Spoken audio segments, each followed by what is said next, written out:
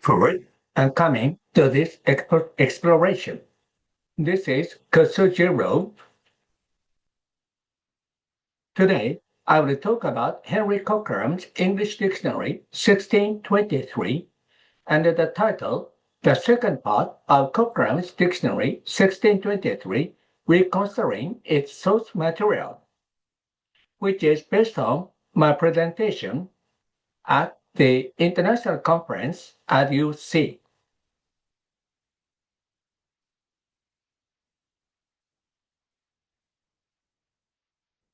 Section 1, Introduction.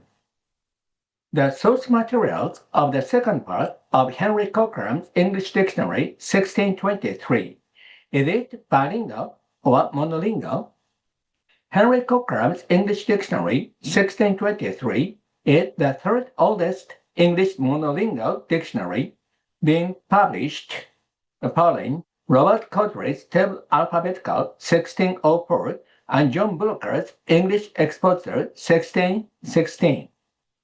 And it is widely acknowledged among authorities that Cockeram's dictionary is comprised of three parts, each of which can be regarded as a dictionary independent from others. Out of these three parts, the second part has attracted special attention of authorities, being intended to provide information on how vulgar words can be replaced by refined and elegant terms. In this regard, Leo Wiener and Noel Osserton respectively remarked as quoted with reference number 1 on the handout.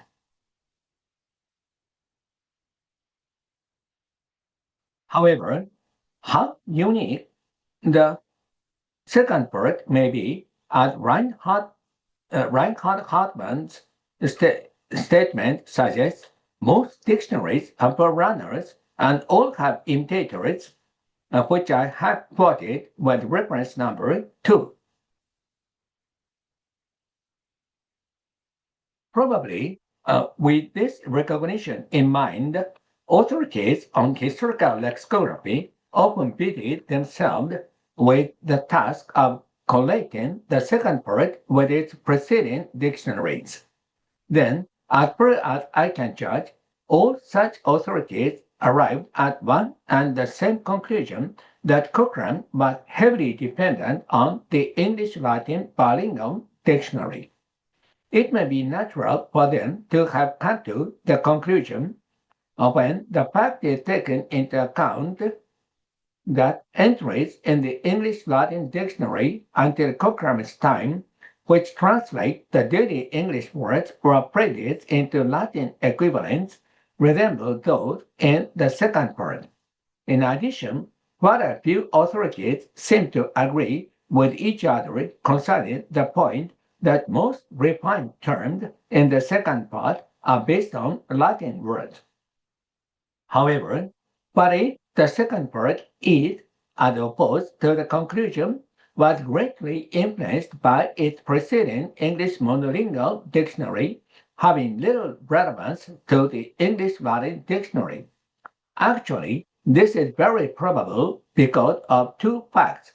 The one is that we can notice the fact that Cockeram, in compiling the second part, frequently inverted the headword and definitions of entries in the first part of his dictionary, which is intended to interpret hard words, treating the former as the refined terms and making the latter the headword or head phrases of entries in the second part.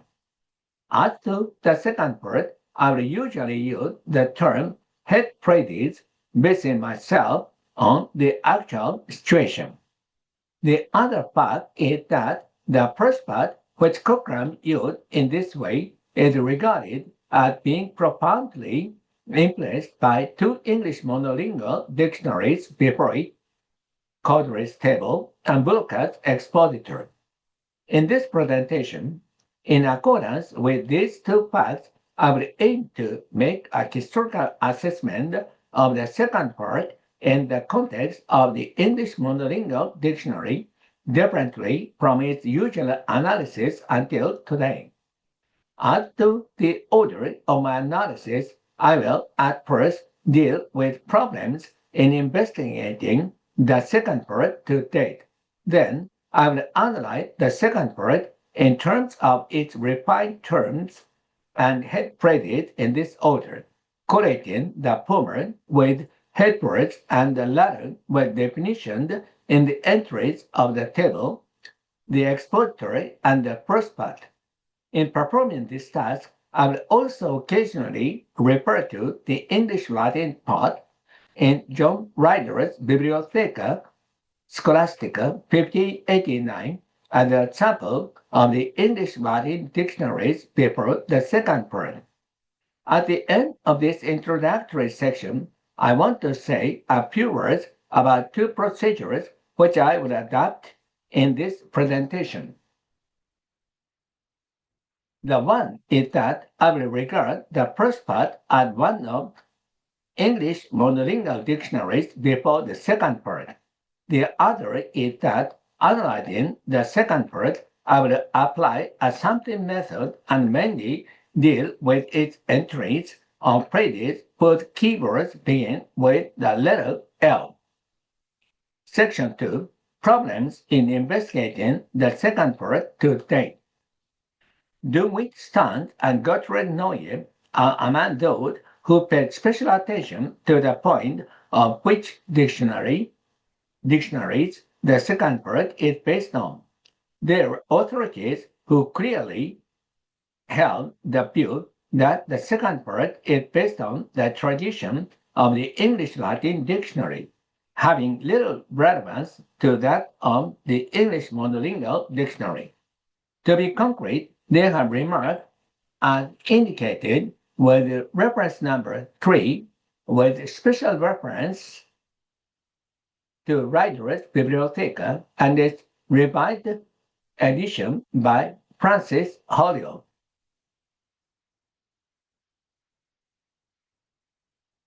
Okay. The opinion by Starnes and Noyes is based on their comparative analysis of 18 entries in the second part, which include 19 referred terms in all and their counterparts in the Bibliotheca. However, if we also refer to the three English monolingual dictionaries, the table, the expository, and the first part, with the recognition that Cockeram's basic practice in compiling the second part was inverting headwords and definitions in the entries of them, it will become difficult for us to accept their opinion. This will be understood from the set of examples I have quoted with reference number 4.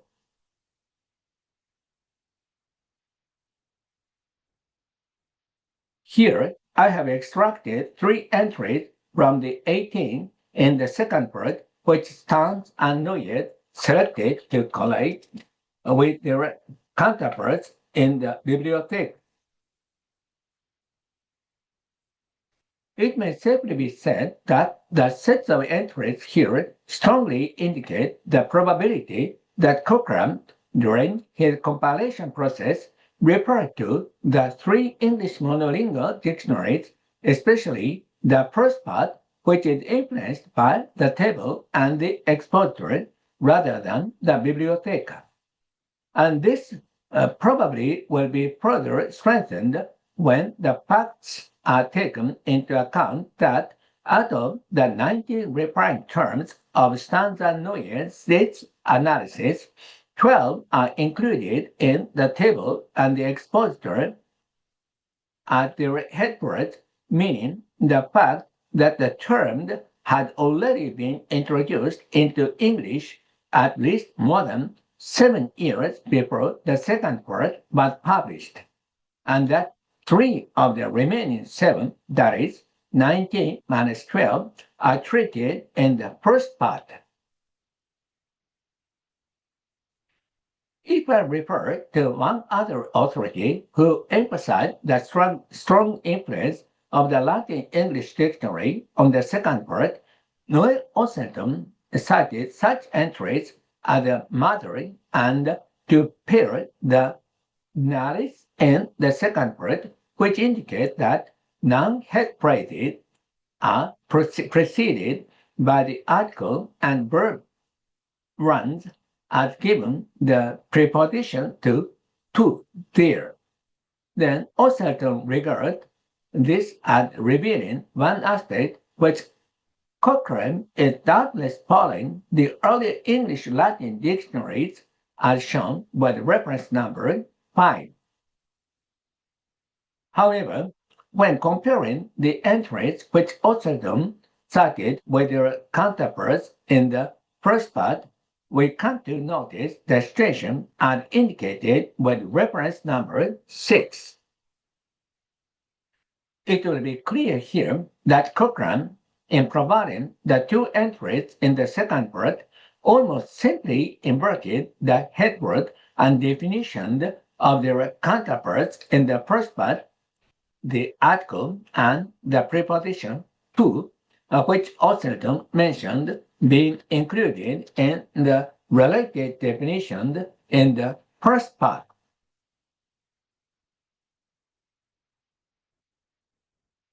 I have thus far examined Starnes and Noyes' analysis of the second part, as well as Osselton's sketching out of the problem of the recognition among authorities that the second part is profoundly influenced by the English Latin dictionary.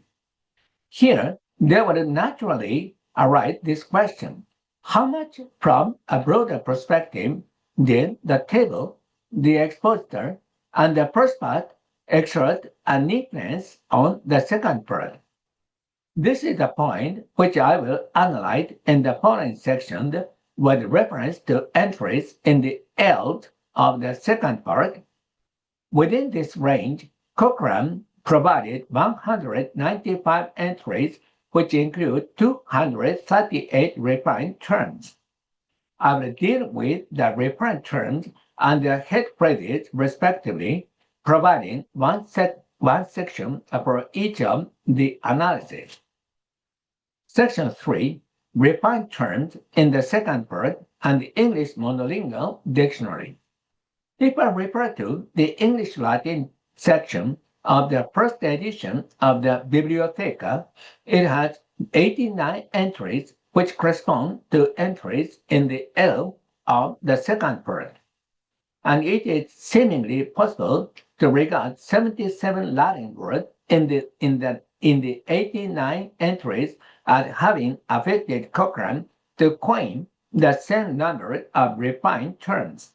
However, does this mean that Cockeram was influenced by the Bibliotheca at least concerning 77 refined terms out of the 238 within the range of the L in the second part? To such a question, I have to answer negatively. If Cockeram coined refined terms based on Latin words in the Bibliotheca, he is thought to have performed it far less frequently than the figures indicate. The reason for this is that out of the 77 refined terms which may seem to have been coined based on the Bibliotheca, 65 are listed in at least one of the table, the expositor, and the first part, suggesting the strong probability that Cockeram referred to the three English monolingual dictionaries rather than the Bibliotheca. This probably will be understood, for instance, through the entry on likeness in the second part. In this entry, Cockeram listed 4 refined terms as shown with reference number 7. Concerning this entry, the Bibliotheca provides the counterpart indicated with reference number 8, in which we can find 3 Latin words, similitudo, paritus, and pariditas, corresponding to 3 of the 4 refined terms, similitude, parity, and parity. but not a Latin word, which the remaining one, a refined term, conformity can be based on, as shown with reference number 8. Okay?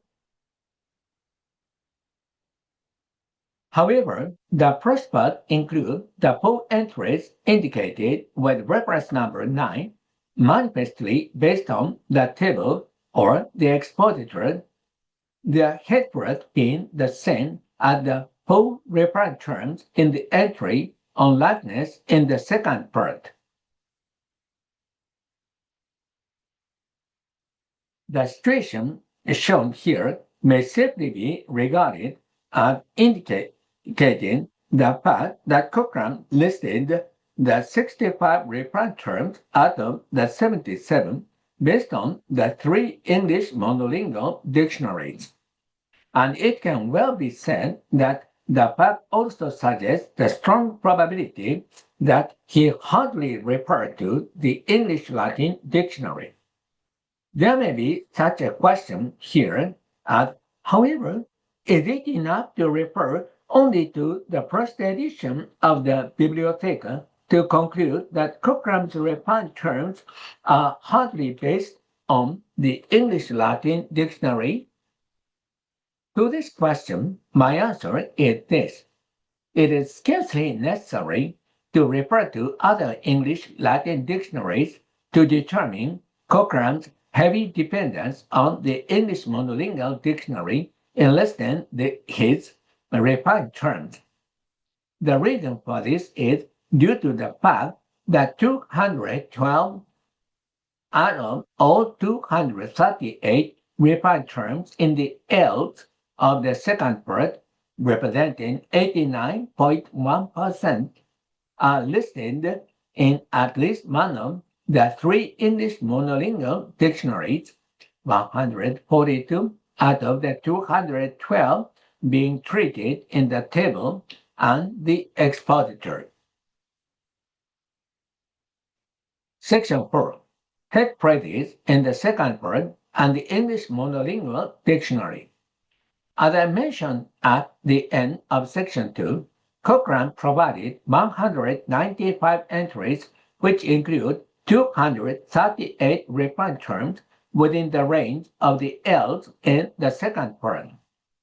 This means that he occasionally listed 2 or more refined terms under one head phrase, as we have already seen as to the entry on likeness in the previous section.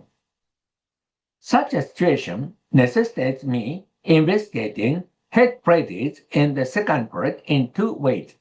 The one is investigating the definitions of the entries in the table, the expositor, and the first part. The other is investigating how such definitions in the 3 dictionaries are related to the head phrases of entries in the second part. I will proceed with my analysis in the following using these 2 ways. In relation to the first part, 88 definitions in it are exactly the same as the head phrases for the same number of referred terms in the L's of the second part. In terms of the 195 entries of my scope, these definitions make up head phrases for 77 of them. Besides, Cockeram almost undoubtedly abbreviated 38 definitions in the first part, using them as head phrases for the identical number of referred terms, which correspond to head phrases for 30 entries in the 195, apart from the 77. Examples with reference number 10 are of such abbreviation by Cockeram. This situation may safely be regarded as indicating the fact that head phrases from 107, that is 77 plus 30, entries out of the 195, representing 54.9%, are manifestly based on definition in the first part. In addition to such a situation, there is also a case where Cockeram is judged to have modified definition in the first part to make them head predicate in the else of the second part. Examples are as quoted with reference number 11. In terms of the 195 entries in my scope, head credits for 61 entries are thought to have been provided in this way. Therefore, it is possible to regard head credits to the maximum of 168.77 plus 30 plus 61 out of the 195 entries representing 86.2% are dependent on definitions in the first part.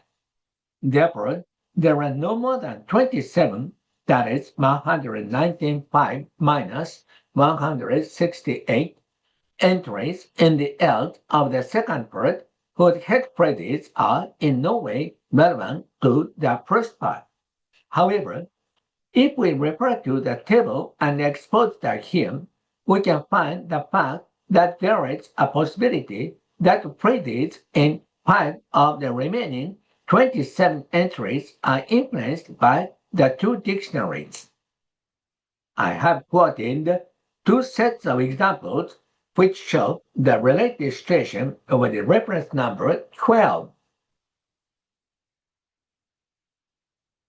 When the head credits for 5 entries added to the 168, it is possible to regard head credits for 173, that is 168 plus 5, entries out of the 195, representing 88.7% in the else of the second part, are based on its preceding English monolingual dictionaries. With regard to the situation in the Bibliotheca, it only includes 69 head credits, which are also found are there among those in the else of the second part, with 8 which may seem to have been abbreviated there. In addition, out of the 77, that is 69 plus 8, definitions in the Bibliotheca, 65 also have direct counterparts in at least one of the table. The expository and the first part, meaning the possibility that Cockeram may have merely referred to the Bibliotheca concerning no more than 12, that is 77 minus 65, head credits in the else of the second part. There will be little problem if I judge that these head credits are quite small in number. As in the case of reference terms, it will be concluded that the Bibliotheca, in contrast to the 3 English monolingual dictionaries, exerted little influence on head credits in the second part. Section 5. Conclusion. A type of dictionary which has attracted special attention of authorities, the second part had usually or almost always been recognized as being exclusively based on the English-Latin dictionary. We may safely say now that this recognition is seriously mistaken. However closely the second part may resemble the English-Latin dictionary at Cockeram's time in respect of the structure of entries, refined terms, and their head credit in the entries of the second part have little relevance to such English-Latin dictionary. Most of them are actually based on the first part of the dictionary and 2 other English monolingual dictionaries which also exerted strong influence on the first part, namely Cawdrey's table and Blucher's expositor. If I summarize the results of my analysis from this viewpoint, Approximately by 90% of refined terms in the second part are taken from the three monolingual dictionaries of the language, and approximate 55 to 86% of head credit in the entries of the second part are also based on the three, revealing the fact that the refined terms and head credits are virtually related little to the English-Latin dictionary at Cockram's time. We may now have to reconsider the influence of the English-Latin dictionary on the early English monolingual dictionary. This is the bibliography of my presentation.